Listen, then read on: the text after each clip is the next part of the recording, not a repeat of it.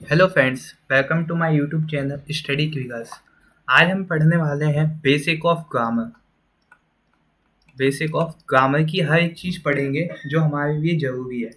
But होता क्या है, कई बार कंपटीशन में इंग्लिश आना और आपने जो 10th 12th में पेपर दिए हैं इंग्लिश के, उनमें काफ़ी डिफरेंस है। ये बात आपको समझनी होगी। कई लोग इस चीज़ को ईगो पे ले जाते हैं कि बोल रहे मैं इंग्लिश मीडियम का हूँ, मेरे से इंग्लिश के क्वेश्चंस क्यों नहीं बन रहे। ईगो पे लेने की बात ही नहीं है। इसलिए नहीं है क्योंकि अब हो सकता है कई बार कई इंग्लिश मीडियम स्कूल्स ऐसे होते हैं जो इंग्लिश पढ़ाते तो हैं, बट कभी सीक्वेंस में नहीं पढ़ाई गई आपको वो चीज़।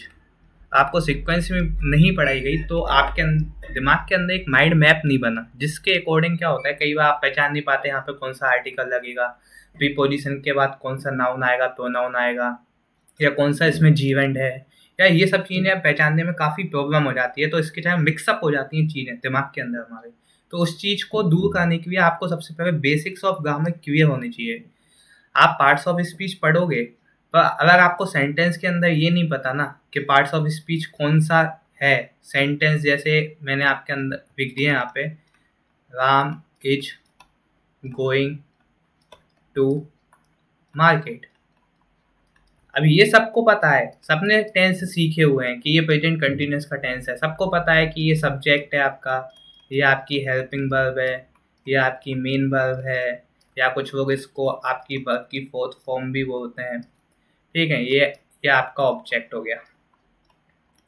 कभी आपने ये सोचा कि ये टू के बाद मार्केट ही क्यों आया? नहीं सोचा, क्योंकि टेंस के अंदर सिर्फ इतना ही बताया जाता है, सब्जेक्ट ये, ऑब्जेक्ट ये। मेरे को भी इतना ही बताया गया था, बट उसके बाद जब मैंने बुक्स पढ़ी ना, तब मेरे को ये बात क्लियर हुई कि इनके अंदर भी जाना पड़ता है। अगर आपको कोई भी कंपटीशन निकालना है ना, तो आपको डीप में नॉलेज चाहिए उस चीज़ की, खासकर इंग्लिश जैसे एग्ज़ाम की। इंग्लिश एसएससी में आप यकीन नहीं करोगे, आपकी प्री के अंदर 50 मार्क्स, आपकी मेंस के अंदर 200 मार्क्स, एंड डिस्क्रिप्टिव के अंदर आपके 100 मार्क्स। 350 मार्क्स की 700 में से सिर्फ और सिर्फ इंग्लिश ही है। आप इसको इग्नोर करके जॉब नहीं निकाल सकते, ये तोत है, आपको मानना पड़ेगा। ओके, तो बस आपकी ये डाउट क्लियर करने के लिए मैं आज आया हूँ, अपने चैनल पे ये वीडियो लेके आया हूँ। मेरे पास नॉलेज थी, मैंने सोचा आपके साथ स्प्रेड करके आपको भी इस काबिल बनाया जाए कि आप भी पेपर को ईजिली देखें और क्रैक कर जाएं। चलिए फिर हम स्टार्ट करते हैं आज। तो सबसे पहले तो एक जो डाउट रहता है लोगों के अंदर कि इंग्लिश क्या है, तो उनके डाउट में क्लियर कर देता हूँ। ये कोई सब्जेक्ट नहीं है, ये सिर्फ लैंग्वेज है, जिसको आपको सीखने के लिए 4 चीज़ें ज़रूरी हैं। एक तो आपको इसको सुनना पड़ेगा, दूसरा आपको इसको रीड करना पड़ेगा जितना ज़्यादा हो सके, तीसरा आपको इसका स्पीक करना पड़ेगा। अरे आप ये 3 काम कर रहे हो ना, कभी प्रॉब्लम नहीं आएगी, बहुत ईजी। आप इंग्लिश क्या, फ्रेंच सीख सकते हो, आप रशियन सीख सकते हो, जो लैंग्वेज आप सीखना चाहो ना अपनी लाइफ में, वो लैंग्वेज आप ईजिली सीख सकते हो। ओके, अब देखिए, पहले तो ये डाउट आपका क्लियर हो गया कि ये सब्जेक्ट नहीं, सिर्फ लैंग्वेज है। क्योंकि आप कभी सोचो ना, आपने हिंदी कैसे सीखी थी? आपने हिंदी ऐसे नहीं सीखी थी। आपने बचपन में कभी संधि, स्वर, ये सब नहीं पढ़े, बट आपको हिंदी आती थी। कैसे आती थी? क्योंकि आप उस कल्चर में हो, आपके पेरेंट्स आपकी हिंदी में स्पीक कर रहे हैं, हिंदी में आप सुन रहे हो, मूवीज देख रहे हो, हर चीज़ देख, तो आप उससे इतने फैमिलियर हो चुके हो कि आपके वो खून में बस चुकी हिंदी। बट इंग्लिश के साथ आप नहीं करते हो, आपको आलस आ जाता है सुनने में, रीडिंग करने में आप कहते हो सिर दर्द हो रहा है, समझ में नहीं आ रहा है। तो भैया आप जब उसके साथ इतना फैमिलियर नहीं हो, तो आपको एकदम से कैसे चीज़ समझ में आएगी? तो आपको पहले उस चीज़ पे भी फोकस करना पड़ेगा। ठीक है, अब देखिए, एक होता है ये साउंड है आपके 26 लेटर्स, ये आपके साउंड है।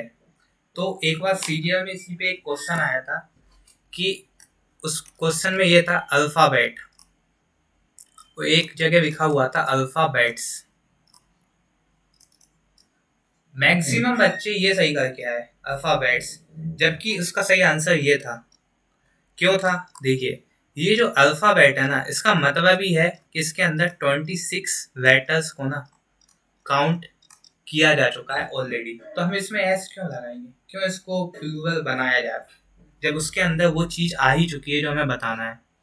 तो अल्फ़ाबेट होता है, कभी अल्फ़ाबेट्स नहीं होता। बच्चों की, छोटे बच्चों की जो किताबें आती हैं उनमें अल्फ़ाबेट्स लिख देते हैं। आप खुद ही सोचो, आप उनके फ्रंट पेज के ऊपर ही अल्फ़ाबेट्स लिखा है, तो पहले भी गलत लिख दिया, फिर भी हम पढ़ा रहे हैं, तो कोई प्रॉब्लम नहीं है। ओके, अब तीसरी चीज़ जो आपको पता होना चाहिए बेसिक के अंदर, कि जो आपका सेंटेंस है ना, वो ऑलवेज मीनिंगफुल होना चाहिए।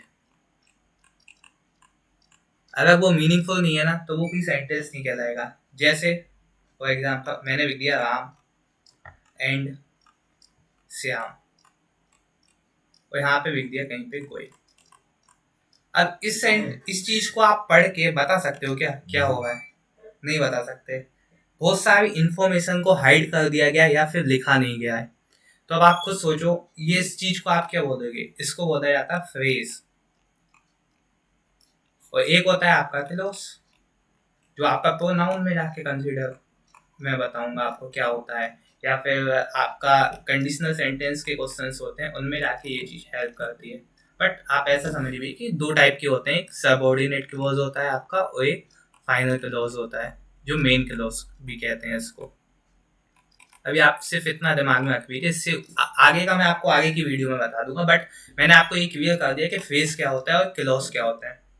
ओके, चलिए अब देखिए, जो आपका मेन चीज मैं बताना चाहता हूँ कि हमें पार्ट्स ऑफ स्पीच के बारे में हर इंफॉर्मेशन होनी ही चाहिए।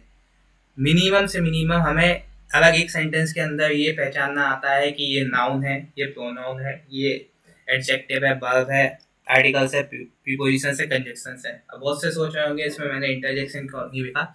उसका एक रीजन है।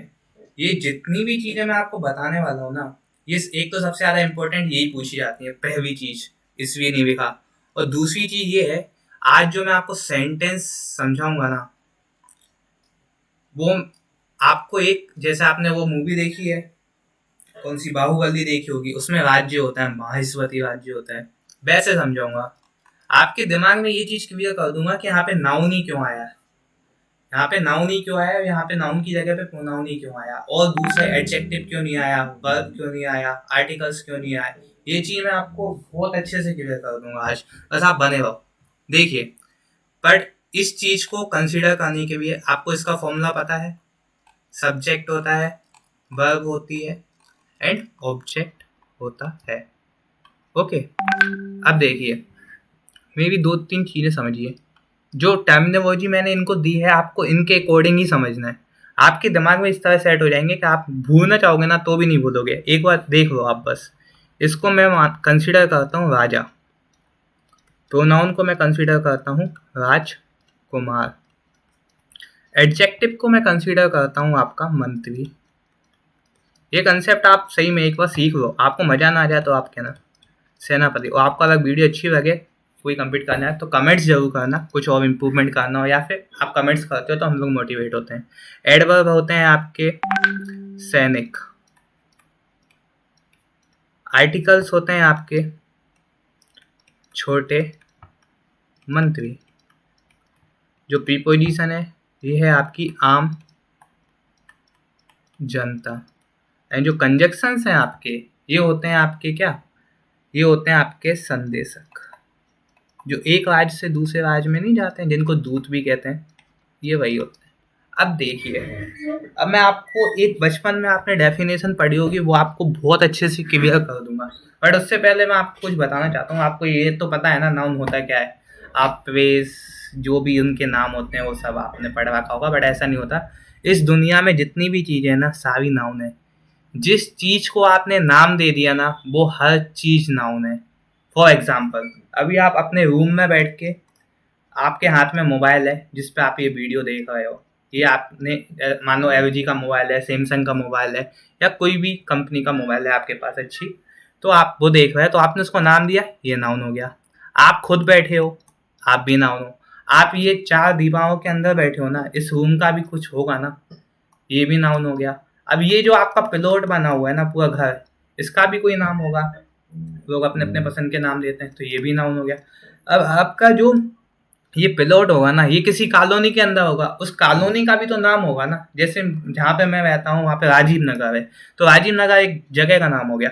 तो अब ये भी एक नाउन हो गया। अब राजीव नगर किसी स्टेट के अंदर होगा, जैसे डिस्ट्रिक्ट के अंदर होता है। जैसे मैं जहाँ रहता हूँ वो इंदौर है, तो इंदौर के अंदर वो चीज़ है राजीव नगर, तो इंदौर भी क्या हो गया आपका, नाउन हो गया।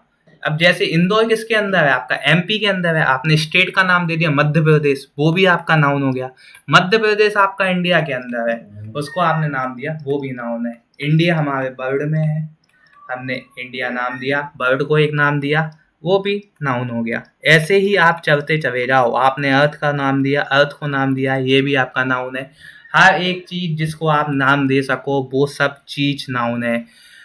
जैसे आपकी फीलिंग्स को आप नाम दे देते हो, वो भी आपकी क्या हो जाती है, नाउन हो जाती है। जैसे होनेस्टी होता है, होनेस्टी दिखती नहीं है but we can feel it, तो हमने उसको नाम दे दिया कि आप बहुत ज़्यादा होनेस्ट हो, तो ये हमारे लिए क्या हो गया, नाउन हो गया, होनेस्टी। ओके, ठीक है। ऐसे ही प्रोनाउन होते हैं, सबकी डेफिनेशंस मैं आगे वीडियो में आपको और अच्छे से क्लियर करूंगा, बट अभी मेरे को नाउन की इंपॉर्टेंस बतानी थी आपको, क्योंकि मेरे को बहुत ज़्यादा जरूरत पड़ेगी आपको समझाने के लिए। अब देखिए,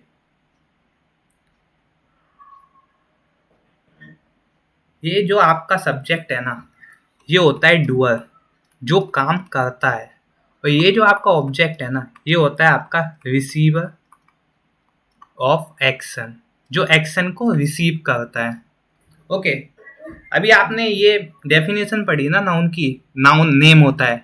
आपको मैं ये बता दूं, आप ये डेफिनेशन पढ़े बिना भी नाउन फाइंड कर सकते हो, बट मैं आगे बता दूंगा आपको वो चीज़, सिर्फ 3 वर्ड्स के दम पे। ओके, वॉट, हु या हुम के उस पर आप बता सकते हो। अब देखिए, अब मैंने क्या बताया था आपको, टेंस के अंदर आपको सिर्फ इतना बताया गया था कि सब्जेक्ट होता है, वर्ब होता है, ऑब्जेक्ट होता है, बट कभी डिटेल में नहीं गए। सब्जेक्ट होते हैं आपके 2 टाइप के। अब मुझे ये बताओ, आप खुद कंसीडर करके देखो, सब्जेक्ट सबसे इम्पोर्टेंट चीज है इस पूरे राज्य में, और पूरे राज्य में सबसे इम्पोर्टेंट क्या होता है, या तो नाउन होता है या फिर प्रोनाउन होता है। मीन्स या तो राजा होता है या फिर राजकुमार होता है। आपको ये बात समझ में आई? सेम ऐसे ही ऑब्जेक्ट, ऑब्जेक्ट भी आपका या तो नाउन होगा या प्रोनाउन होगा, या राजा होगा या राजकुमार होगा। अब बहुत सौ को डाउट आता है, बोले सर सब्जेक्ट की जगह पे टू लगा के एडजेक्टिव लिख देते हैं, वो भी सब्जेक्ट का काम कर देता है। हाँ, ये बात सही है, बट अभी हम वो चीज़ नहीं पढ़ रहे। अब आप बहुत से समझते हैं, बोले एडजेक्टिव क्यों नहीं आया सब्जेक्ट की जगह पे। भैया इसलिए नहीं आया क्योंकि ये मंत्री है, मंत्री राजा की जगह कैसे ले सकता, आप खुद सोच के देखो ना, नहीं ले सकता। मंत्री या तो काम करेगा, किसके लिए करेगा, या तो राजा के लिए करेगा या फिर आपका करेगा राजकुमार के लिए काम। ओके, इतनी चीज क्लियर है? ठीक है, अब हम आगे बढ़ते हैं। ये हो गया आपका मंत्री। अब देखिए, अब आपको 2 कंसेप्ट 3 कंसेप्ट और बताता हूँ जो आपने पहले नहीं पढ़े थे। जैसे देखिए, या गो नहीं क्या होगा आपने, जैसे एक सेंटेंस होता है, Ram is going to market, इसको मैं कर देता हूँ, Ram is going to market. Okay, अब देखिए, ये हो गया आपका सब्जेक्ट, जो कि या तो नाउन होगा या प्रोनाउन होगा, इस केस में नाउन है। ठीक है भैया, ये आपकी हेल्पिंग वर्ब हो गई, ये आपकी मेन वर्ब हो गई। अब ये क्या है भैया,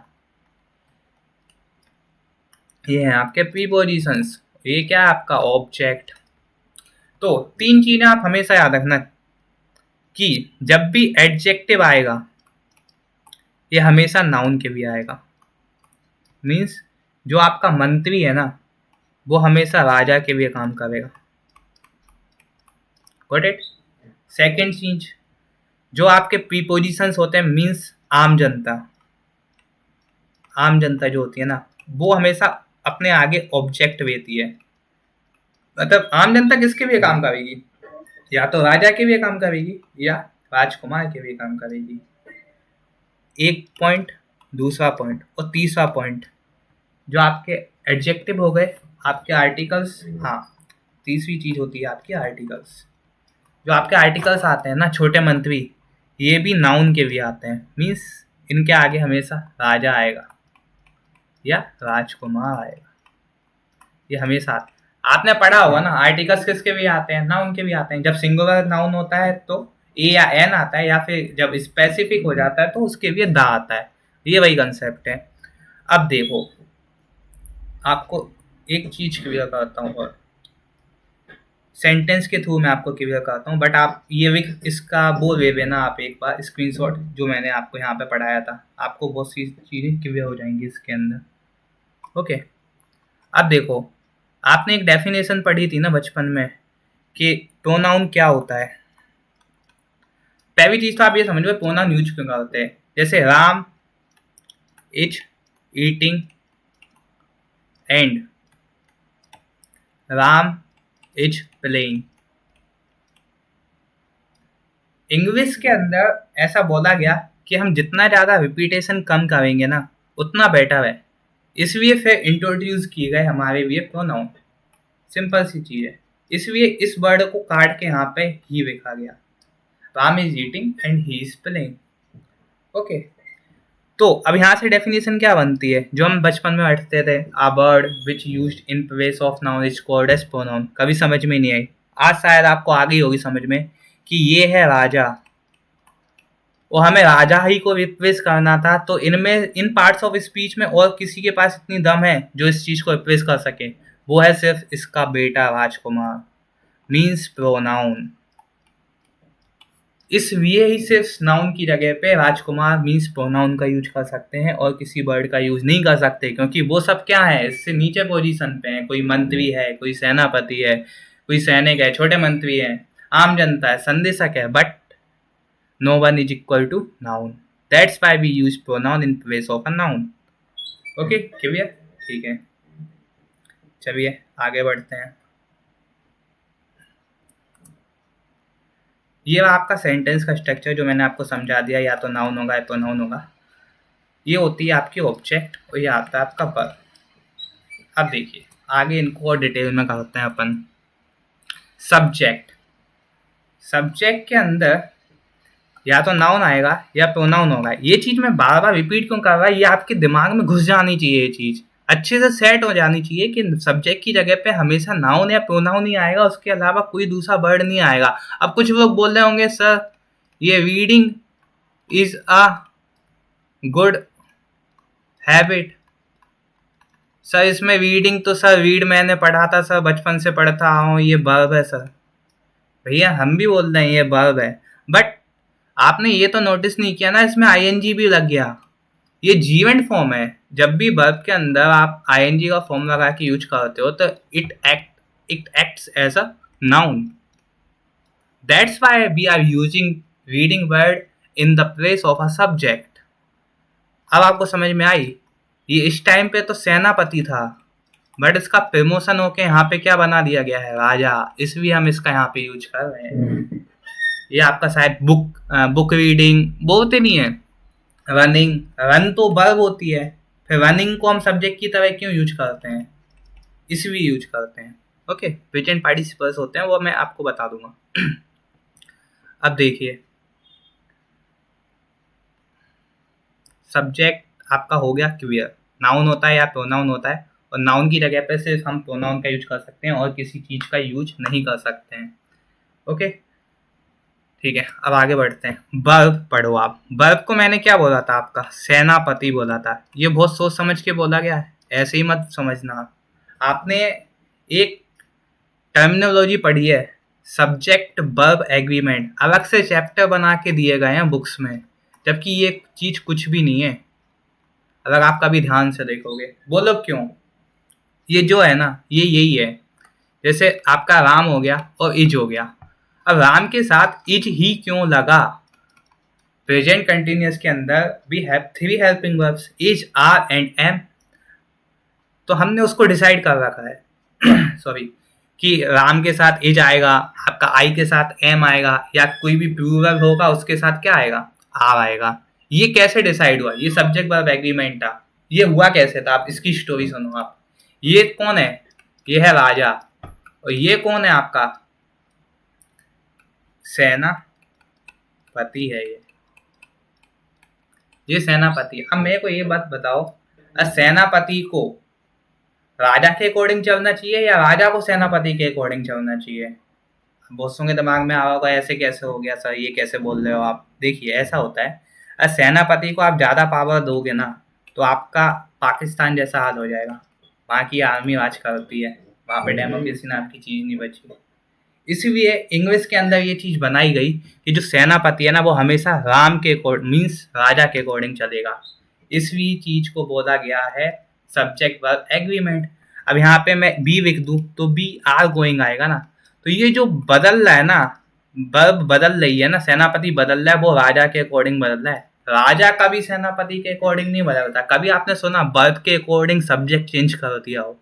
कभी नहीं सुनोगे। सब्जेक्ट के अकॉर्डिंग वर्ब चेंज करते हैं, जो कि आपकी एरर के क्वेश्चंस बनते हैं। 3 टाइप के क्वेश्चंस बनते हैं, एक तो सेंटेंस इंप्रूवमेंट बनता है, एक एरर फाइंड करना होता है, एक आपका फिलअप होता है, और एक आपका क्लोज टेस्ट में भी बहुत यूज आती है ये चीज़। तो ये ऐसे यूज होते हैं ये चीज़ें, ठीक है। अब आपको समझ में आया सब्जेक्ट वर्ब एग्रीमेंट कुछ भी नहीं है। राम है तो हैज आएगा, ओके, और प्लेयर्स हैं तो हैव आएगा। तो इसके अकॉर्डिंग ये एग्रीमेंट कर दिया गया था, क्योंकि सेनापति को राजा के अकॉर्डिंग चलाना है, नहीं तो तख्ता पलट हो जाएगा। Got it? अब देखो, अब आपने एक सेंटेंस पढ़ा होगा, Ram is going to market. ये आपका सब्जेक्ट हो गया, राजा आ गया। ये आपकी हेल्पिंग वर्ब है और ये आपकी मेन वर्ब है। अब मैं आपको ये वाला कंसेप्ट बताने जा रहा हूँ। ये क्या है देखिए, मैं ये रफ कर देता हूँ आपको, जिससे आपको अच्छे से समझ में आए चीज़ें। तख्ता पलट हो जाएगा, ये बात आप हमेशा याद रखना है। इसलिए सब्जेक्ट के अकॉर्डिंग वर्ब आती है, वर्ब के अकॉर्डिंग कभी भी सब्जेक्ट नहीं आता। अब आप इसको भूलना चाहोगे ना तो भी नहीं भूलोगे, आई गारंटी। ओके, तो देखिए जो आपकी वर्ब है ना, ये 3 पार्ट में डिवाइड की गई है। एक होती है आपकी ऑक्सिलरी वर्ब, एक होती है आपकी मेन वर्ब, और एक आपकी होती है क्या, लिंकिंग वर्ब।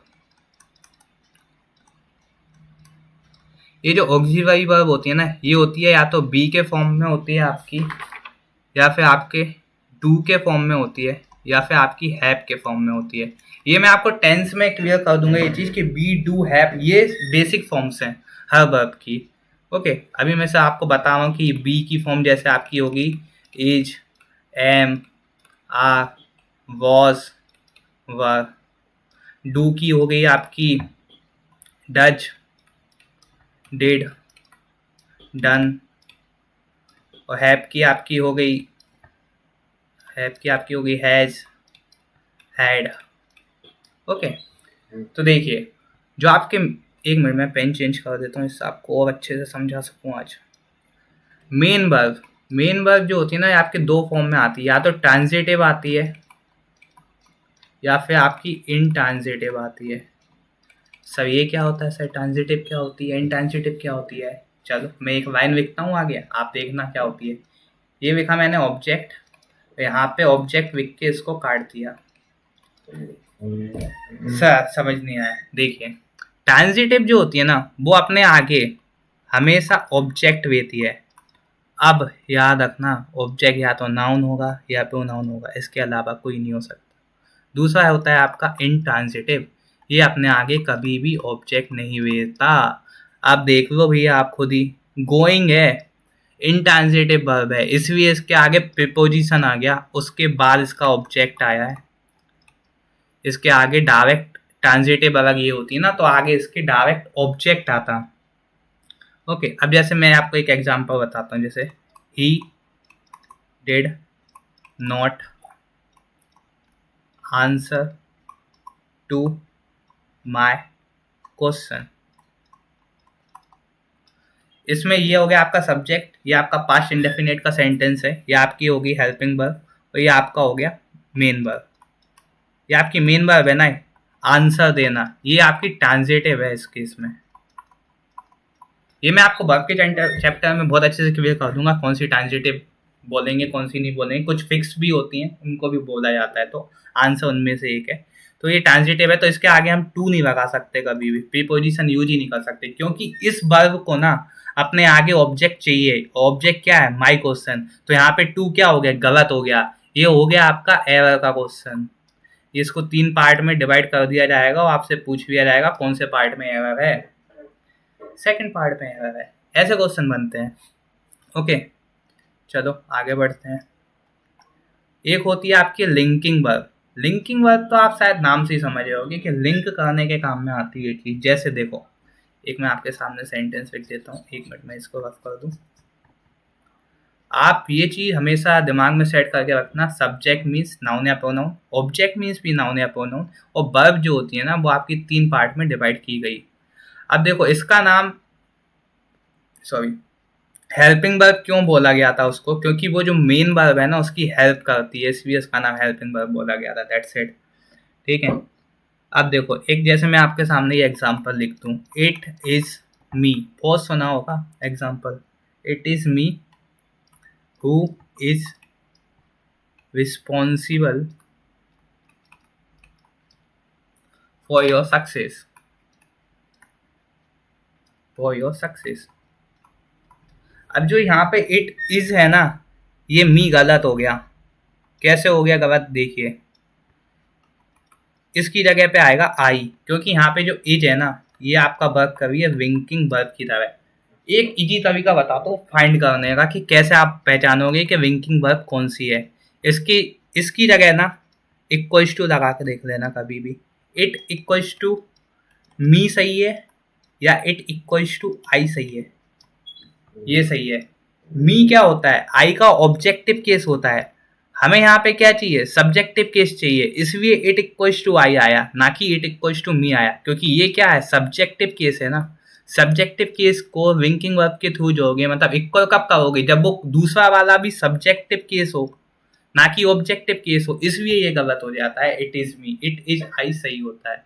ओके, अब देखिए ये तो आपका रिलेटिव प्रोनाउन होता है। अब इसके आगे जो आपकी ये वर्ब आती है ये भी चेंज हो जाती है, ये आती है एम। तो ये ऐसे एरर के क्वेश्चन बन जाते हैं। वर्ब मैंने आपको समझा दिया कि विंकिंग वर्ब क्या होती है, आपकी ऑक्सिलरी क्या होती है और मेन वर्ब क्या होती है। मेन वर्ब आपकी ये भी बोली जाती है, देख लीजिए एक बार, वर्ब की first form, second form, third form और वर्ब की first form plus I N G, इसको वर्ब की फोर्थ फॉर्म भी डिफाइन कर दिया गया है।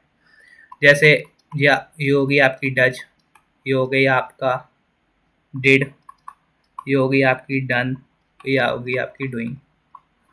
Got it? चलिए ठीक है, आगे बढ़ते हैं। तीसरी चीज है आपकी ऑब्जेक्ट।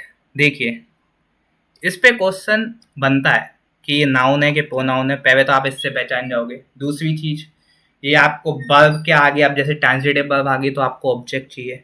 और तीसरी चीज, इसमें एक चीज और बनती है, ये कभी इनडायरेक्ट ऑब्जेक्ट का भी काम करता है और डायरेक्ट ऑब्जेक्ट। एक सेंटेंस के अंदर ये दोनों चीजें आपको मिल सकती हैं, तो आपको पहचानना आना चाहिए कि कौन सी चीज डायरेक्ट ऑब्जेक्ट है और कौन सी इनडायरेक्ट ऑब्जेक्ट है। जैसे देखो मैं आपको अगर एग्जांपल दे के सिखाऊं, Ram asked many questions of this exercise. ये आपका सब्जेक्ट जो कि नाउन है, ये आपकी मेन वर्ब जो कि सेकंड फॉर्म में है। अब मैनी क्वेश्चंस, ये भी ऑब्जेक्ट है और ये भी ऑब्जेक्ट है। अब इसमें से कौन सा क्या है ये बताना हमें है कि कौन सा डायरेक्ट ऑब्जेक्ट है कौन सा इनडायरेक्ट ऑब्जेक्ट है। तो देखो इसकी कहानी क्या है, ऑब्जेक्ट जो है ना ये या तो आपका डायरेक्ट होगा या इनडायरेक्ट होगा। तो जो डायरेक्ट होगा उस पर डायरेक्ट इफेक्ट आएगा आपका, या कभी कभी ऐसा भी बोल देते हैं जो डायरेक्ट ऑब्जेक्ट होता है वो नॉन लिविंग में आता है, और इनडायरेक्ट ऑब्जेक्ट आपका क्या होता है, इनडायरेक्ट इफेक्ट जिसका है। जैसे राम आस्क्ड क्या, मैनी क्वेश्चंस, तो ये यहाँ पे क्या हो गया, डायरेक्ट ऑब्जेक्ट हो गया ना, क्योंकि सीधा असर किस पे आ रहा है, सब्जेक्ट का, इस पे ही आ रहा है। इस चीज को मैं अगर हटा भी दूं तो इस सेंटेंस में कोई फर्क पड़ रहा है क्या, नहीं पड़ रहा। तो ये क्या हो गया, इनडायरेक्ट सब्जेक्ट हो गया, इनडायरेक्ट ऑब्जेक्ट हो गया। बट अगर यहाँ से मैंने मैनी क्वेश्चन हटा दिया ना, बचेगा क्या क्वेश्चन, सेंटेंस में क्या बचेगा, Ram asked of this exercise, तो ये क्या हो गया आपका इनडायरेक्ट ऑब्जेक्ट हो गया। ऐसे हम इजीली फाइंड कर सकते हैं, या तो ऑब्जेक्ट हटा लो या देख लो किस पे डायरेक्ट असर आ रहा है, या फिर लिविंग नॉन लिविंग वाला कंसेप्ट इतना काम नहीं करता बट कभी कभी कर जाता है। ओके, तो ये हो गया आपका ऑब्जेक्ट। ये यहाँ पे हमने कुछ एग्जांपल्स दिए हैं आपको अच्छे से समझाने के लिए, जिससे आपको थोड़ा समझ में आए कि क्या मैं बताना चाह रहा था आपको। देखिए, जैसे राम हो गया आपका सब्जेक्ट, जो कि नाउन या प्रोनाउन होगा। डॉट हो गया आपका मेन वर्ब। अब देखिए, आप पेन, पेन क्या है? पेन यहाँ पे ऑब्जेक्ट है। ऑब्जेक्ट क्या होगा? या तो राजा होगा या राजकुमार होगा। और देखिए, ए क्या है? आर्टिकल है। ए को मैंने क्या बताया था आपको? आर्टिकल्स क्या होते हैं हमारे? छोटे मंत्री होते हैं। छोटे मंत्री किसके लिए काम करेंगे?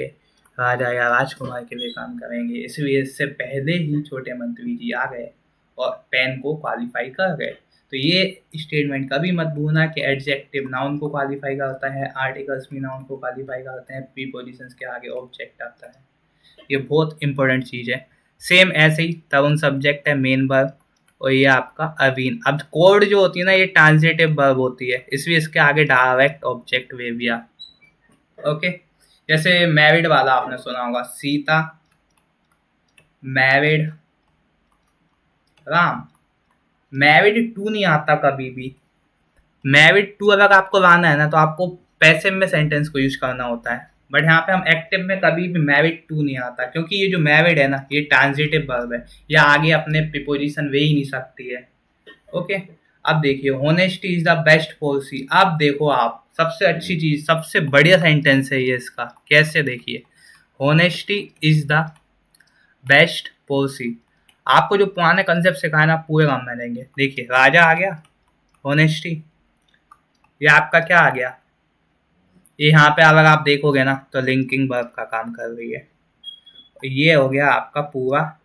पॉलिसी हो गया आपका नाउन, बेस्ट हो गया आपका एडजेक्टिव, और द हो गया आपका आर्टिकल। मतलब ये पोजीशन किसकी है? ये पोजीशन है छोटे मंत्री जी की।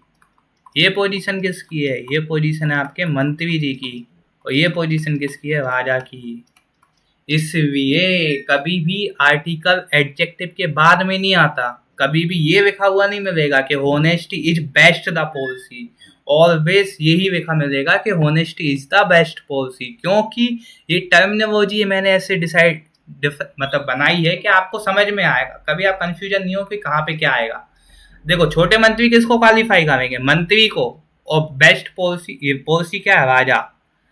बट यहाँ पे जो दा है ना, इसी को क्वालिफाई कर रहा है राजा को, बेस्ट भी इसी को क्वालिफाई कर रहा है। बट पोजीशन का फर्क है। दा यहाँ पे भी आ सकता था, बट नहीं आएगा, क्योंकि ये छोटे हैं और ये बड़े हैं। तो नाउन के राजा के पास कौन पहले रहता है? मंत्री रहता है ना भैया। प्राइम मिनिस्टर के पास कौन ज्यादा पास में होगा? प्रेसिडेंट होंगे, काउंसिल ऑफ मिनिस्टर्स होंगे। Got it? सेम ऐसे ही आपके money sweeps his home, subject या आपकी वर्ब की फर्स्ट फॉर्म प्लस एस या ई एस, या आपका हिज पजेसिव नाउन, और ये होम आपका नाउन हो गया। That's it. The train reached the station. यहाँ पे मैं आपको एक कंसेप्ट सिखाना चाहता हूँ, वो है नाउन का concept.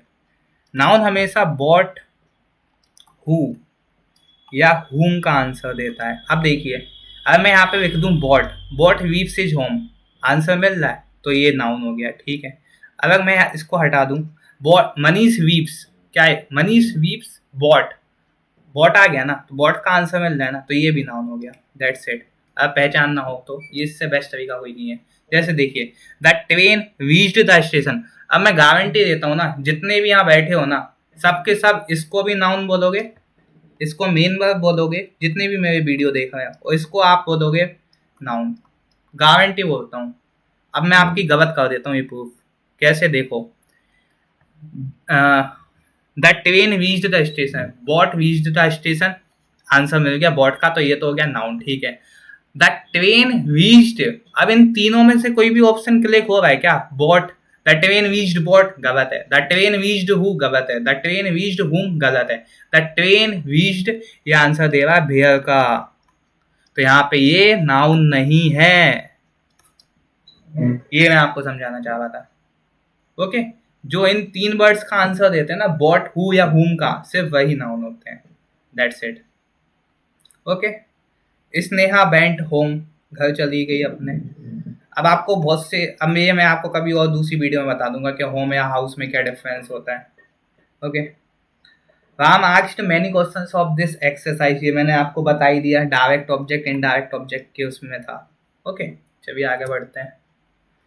Ram is going to market बता चुका हूँ। द नॉलेज, अब देखिए यहाँ पे मैं आपको बता देता हूँ, जो मैंने आपको सब्जेक्ट वर्ब एग्रीमेंट बताया था राजा और सेनापति के बीच में, क्या था?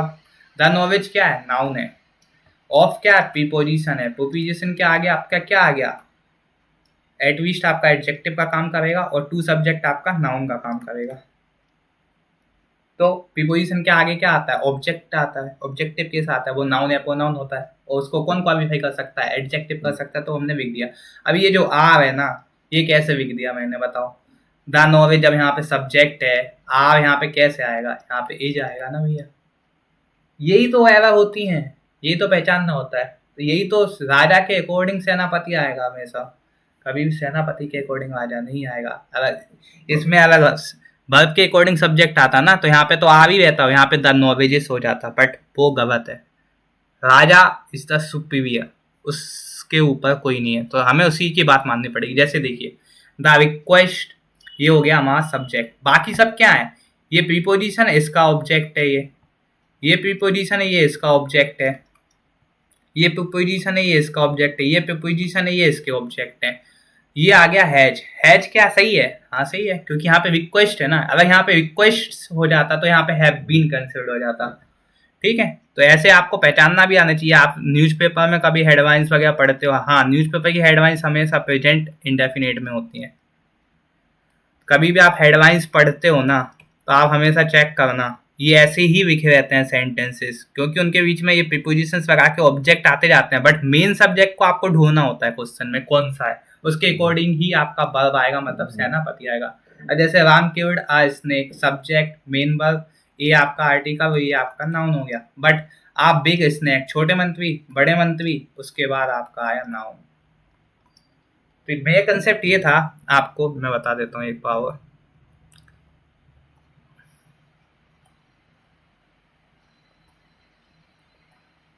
कि आप ये वाले कंसेप्ट मत भूलना। राजा हो गया, राजकुमार में आपके ही, सी, इट, दे, यू, ये आते हैं। बी, आई, ओके। मंत्री में आपके बहुत आते हैं, कंपैरेटिव डिग्री होती है, पॉजिटिव डिग्री होती है, सुपरलेटिव डिग्री होती है। वर्ब आपकी बताई दी मैंने, ऑक्सिलरी, मेन वर्ब होता है। ये सिर्फ एक शुरुआत है, जो मैं आपको एक बेस बना रहा हूँ, जो आपको ग्रामर पढ़ने से पहले ना क्लियर होना ही चाहिए, तभी आपको उसको पढ़ने में भी मजा आएगा। अब आप कभी न्यूज़पेपर पढ़ना, तो आप पहचान जाओगे कौन सा एडजेक्टिव है इसमें, कौन सा नाउन है। बस यही मेरा मोटिव है, अगर आप पहचान गए तो ये वीडियो बनाने का मेरा मोटिव पूरा पक्का हो जाएगा। और अगर आप सपोर्ट करो तो मैं आगे और भी वीडियोस बनाऊंगा, बट आपको कमेंट, लाइक और शेयर जरूर करना होगा इस वीडियो को, ओके। एडवर्ब आपका सैनिक, देखिए एडवर्ब में तो एड ही लिखा है ना, सैनिक किसके लिए काम करेगा? सेनापति के लिए काम करेगा। इसे कभी भी देख लेना, जो वर्ब है ना वो हमेशा एडवर्ब, एडवर्ब जो है ना वो हमेशा किसको क्वालिफाई करती है? आपकी वर्ब को क्वालिफाई करती है। जैसे राम इज गोइंग क्विकली, तो यहाँ पे देख लो ना आप, क्विकली किसको सेटिस्फाई कर रहा है? सिर्फ गोइंग को कर रहा है। ये है इसका सेनापति, और ये है आपका सेना। सेना किसकी सुनेगी? सेनापति की सुनेगी, उसको किसी से मतलब नहीं है, इसलिए ये आता है। आर्टिकल छोटे मंत्री मैंने आपको बता दिया, प्रीपोजिशन बता दिया, आम जनता। कंजक्शंस, कंजक्शंस आपके दो सेंटेंस को कनेक्ट करने के काम में आते हैं। कोई भी दो सेंटेंस को अगर आप कनेक्ट करते हो ना, तो उनके बीच में क्या आता है हमेशा? एंड आ गया, बोथ आ गया। जैसे एंड आ गया आपका, बोथ आ गया, नाइदर वो आ गए। जो कंजक्शंस यूज होते हैं ना, वो आपके दो सेंटेंस को कनेक्ट करते हैं, इसलिए इनको संदेशक बोला गया। क्योंकि दो राजा के बीच में इंफॉर्मेशन कौन ट्रांसफर करेगा? एक दूत करता है, एक स्टेट से दूसरे स्टेट में, यही तो जाता है। तो ये मेरा कंसेप्ट हो गया आपका क्लियर, आई होप। चलिए आगे बढ़ते हैं। ये मैंने आपको बता दिया, ऑब्जेक्ट भी बता दिया, से एग्जाम्पल्स करवा दिए हैं। अब ये मैंने आपको एंड में, वीडियो थोड़ी लंबी होगी, बट ये आप नेवर स्टॉप ड्रीमिंग, हमेशा देखते रहिए, कभी ना कभी सक्सेस मिलेगी। बट आप ट्राई नहीं करोगे ना, कभी नहीं मिलेगी। If you never try you will never know, जो मैंने आपको बताई। The best is yet to come, अगर आपने स्टार्ट कर दिया ना, ये सबसे बेस्ट है। से यस टू न्यू एडवेंचर, कभी भी कोई चीज़ नई पढ़ने से ना कभी घबराना मत, उसको चीज़ को सीखने की कोशिश करना। हर टीचर अपना पूरा एफर्ट्स देता है कि बच्चे को समझ में आए, यही मेन मोटिव है एक टीचर का, spreading of knowledge, that's it. Look at the stars, look how they shine for you. आप समझ गए? Adventure is where your heart is, that's it. अपनी लाइफ जियो। ऐसा नहीं है कि कमरे के अंदर बंद हो के भाई साहब पढ़ ही जा रहा है, आपका दिमाग खराब होगा। आप ह्यूमन बीइंग ही हो। बहुत से मेरे स्टूडेंट्स वगैरह कहते हैं कि सर वो सर रिवीजन नहीं होता, सर समय से याद नहीं होता। भैया रिवीजन वर्ड ही बनाया गया है डिक्शनरी में तभी तो है। आप नॉर्मल ह्यूमन बीइंग हो इसलिए आपको चीजें भूल रहे हो। आप एवियन होते या आपको कुछ और होते तो आप नहीं भूलते ना। तो ये तो अच्छी बात है कि आप नॉर्मल ह्यूमन बीइंग हो इसलिए आप ये चीज को भूल गए। बट ऐसा नहीं करना उसको। Revision is the key of success in competitive exams. Okay. अगर आपको वीडियो पसंद आई हो तो प्लीज़ सब्सक्राइब कीजिए, लाइक कीजिए एंड बेल बटन को प्लीज़ दबा देना, जिससे जब मैं नेक्स्ट वीडियो बनाऊँ तो आपको और अच्छे से चीज़ें समझ में आ जाए। Thank you.